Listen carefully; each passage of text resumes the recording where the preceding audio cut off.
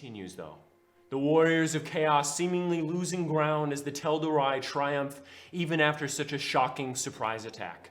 The smoke now fully cleared, revealing the queen once more unharmed, and standing firmly over 4 of the warriors of chaos alone. Now, observing the situation at the edge of the area, Leo looking extremely badly wounded. Yet he continues, blood spilling from his wounds as both commanders of the Tel'Dorai, Dagamaris, and Osiren assail him. The warriors of chaos look unfazed as well, their eyes bloodshot, some of their jaws now hanging limply as blood spills from them, some cheeks ripped open, others with open wounds upon their abdomen, intestines puckering out slightly, though they simply hold them in and continue to fight. At this point, the Tel'Dorai do look to be wavering slightly, even in victory, as the warriors of Balanzar show nothing but ferocity and unbridled rage, even in defeat. Looking back towards the Archdruid, a few dead warriors of the chaos strewn around him, he appears to be dragging some of the elves out of the rubble now, their bodies limp. He falls to his knees, crying out in deep sorrow amidst the ongoing fighting. After a moment of weeping, he stands slowly, turning to the greater battle, and slams his gnarled root staff into the stone. This small ecosystem within the wooden claw shaking. You hear his booming voice echo out through the space. Enough! You see clouds brew in an instant over his head, blue lightning crackling as a massive stream of blue lightning streams out of the Archdruid in an instant and creating a maelstrom of energy and clouds, sucking all the air in towards him. You all squint towards the light, the battle ceasing in an instant as he does this. Bits of shattered armor and stones seem to trickle in towards it. From the massive pillar of arcing lightning, you see a massive shape explode out of its center. Huge wings shoot out on either side. Dragon's wings, blue in coloration. The being screams out. Its body still contained within the pillar of lightning upon its back legs, only seeing its silhouette.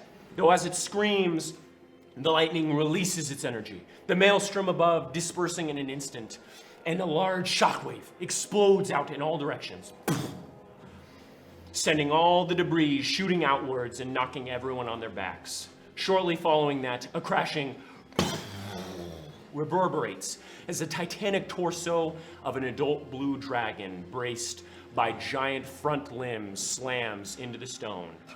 You see before you a 15-foot tall and humongous blue dragon. You see horns that spiral out like a ram's head upon his head, as well as a singular thick spike protruding from its chin, much like a rhino's. Tufts of long, coarse hair sprout from its gaunt cheeks, spine shooting from its back of its bearded dragon-shaped head, as well as its eyes to appear to be sunken within thick cheekbones that act somewhat like armor. The eyes burning and crackling, bright blue and accented by yellow, consuming the blue pupil. The scales of the creature ripple underneath hundreds of pounds of muscle, and the underbelly shimmers a yellow hue. It stands there, shocking even the warriors of chaos into a state of submission, it seems. Each of the elves turns and kneels. Even Vidar bows his head. Now, off, Leo. Bows his head, putting his hand on his chest. Seeing this, you watch as the bloodied and beaten monstrosity that is Leo smirks slightly. You watch as he attempts to maw Vidar as he is distracted.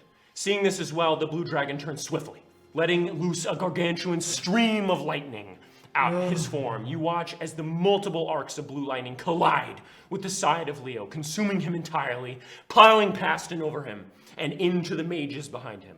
The smell of ozone permeates in the air, and the light too bright to look at directly. Though, as it dissipates, you look at the remnants of Leo Red. The charred remains of his lower half, human once more, still on fire and smoking. Only the upper parts of his waist and legs remaining.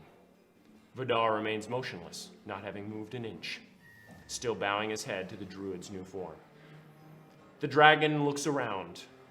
the warriors of chaos faltering, their eyes twitching, but their meaty hands gripping their elvish blades firmly. You're now out of combat.